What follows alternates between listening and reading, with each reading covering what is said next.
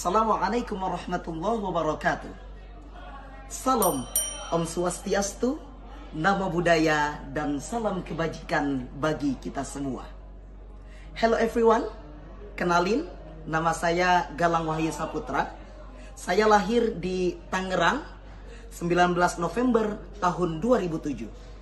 Saya merupakan siswa aktif yang bersekolah di SMA Islam Al-Hol yang bertepatan di Cipete, Pinang, Kota Tangerang, Banten.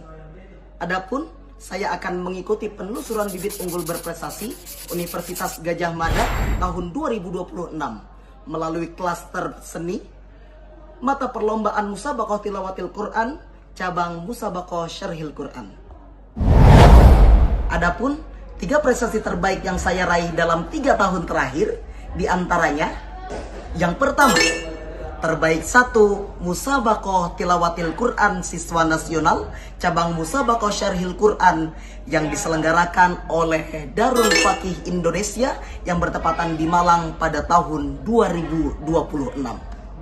Yang kedua, saya menjadi terbaik 1 pada Musabaqah Syarhil Quran Nasional yang diselenggarakan oleh Universitas Islam Negeri Syarif Hidayatullah Jakarta pada tahun 2024. Dan yang ketiga, terbaik 3 Musabaqah Syarhil Quran Nasional dalam rangka Harlah UPTQ UIN Bandung atau Universitas Islam Negeri Sunan Gunung Jati pada tahun 2025. Selain 3 prestasi tersebut, saya juga masih memiliki beberapa sertifikat. Di antaranya saya juga merupakan peserta Musabaqah Tilawatil Quran Nasional ke-30 di Kalimantan Timur, Kafilah Provinsi Banten. Dan juga masih banyak prestasi yang lain yang saya raih dalam 3 tahun terakhir. Syarhil Quran bukan hanya soal tampil dan berbicara saja, tapi Syarhil Quran menjadi wadah untuk menyampaikan kritik isu-isu terkini yang solusinya dilandasi dengan ayat-ayat Al-Quran. Bukan hanya sekedar menggunakan ayat-ayat Al-Quran yang tekstual, tapi juga diiringi dengan penafsiran ulama-ulama terdahulu ataupun modern. Selain itu teman-teman, dalam Syarhil Quran dibutuhkan analisis yang baik terhadap materi yang tematik. Sehingga dalam teks Syarhil Quran diharuskan untuk menampilkan data yang akurat dan up-to-date. Ini menunjukkan teman-teman, naskah Syarhil Quran dirancang secara sistematis dan tidak asal-asalan. Diawali dengan pendahuluan, pembahasan, dan diakhiri dengan kesimpulan.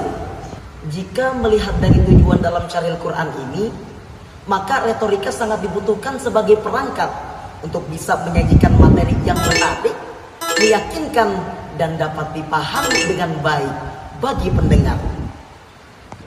Baik, setelah ini saya akan menampilkan keterampilan saya dalam Syarhil Quran Pinang Pencara dengan 2 metode retorika.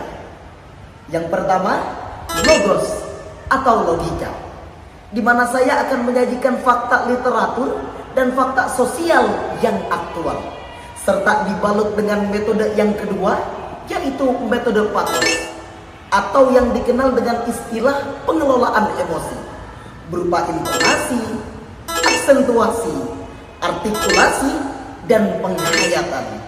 Berikut adalah tampilannya. Assalamualaikum warahmatullahi wabarakatuh.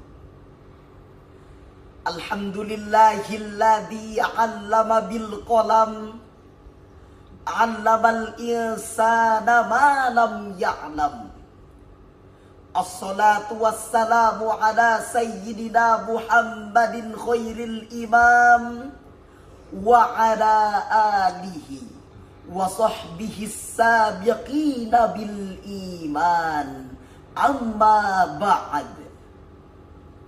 Di kelas Negro Ponte, ilmuwan komputer asal negeri Pabansam, Amerika Serikat, dalam bukunya yang berjudul Being Digital, ia mengungkapkan, computing is not about computers anymore.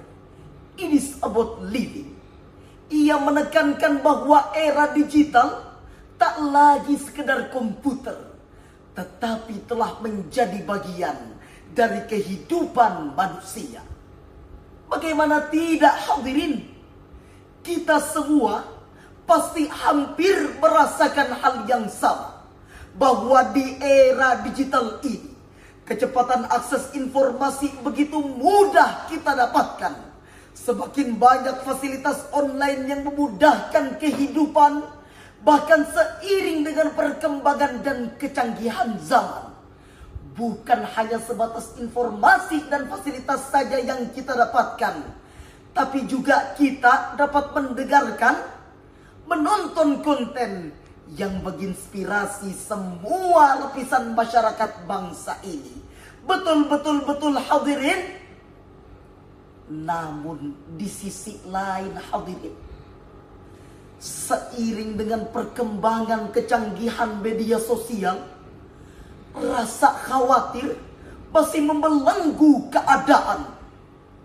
Karena kecanggihan media sosial yang seharusnya digunakan untuk mempermudah pekerjaan, malah digunakan untuk berdusta dan menipu banyak orang hanya karena memikirkan keuntungan suatu golongan. Faktanya, hadirin, di zaman ini berapa kali kita hampir tertipu dengan video AI. Banyak. Betapa seringnya media sosial menjadi alat penipuan. Sering. Bahkan yang paling menyesakkan, hadirin, telah terjadi penipuan berkedok sodako yang terus menggerogoti kecanggihan media sosial. Miris tidak, hadirin? Miris tidak? Sungguh miris, hadirin, ketika melihat kejahatan yang mengatasnamakan agama dipertontonkan. Penipuan berkedok dakwah melalui sosial media marak disalahgunakan. Artificial intelligence atau AI marak disalahgunakan. Akibatnya, hadirin, banyak lahir para tokoh yang penuh dengan pencitraan. Betul. Kebohongan dianggap kebenaran. Betul. Kebenaran dianggap kebohongan. Betul. Sehingga saat ini, hadirin, banyak orang-orang yang salah malah dipuji, setuju, dan mereka yang benar justru dibuli, bahkan dihabisi. Betul tidak, hadirin? Lalu, bagaimana konsep Islam dalam menghadapi persoalan tersebut? Sebagai jawabannya, maka pada momentum kali ini kami akan membawakan sebuah syarahan yang berjudul Tabayyun dan Akhlak Bermedia Sosial dengan rujukan Al-Quran Surah Al-Hujurat ayat 6.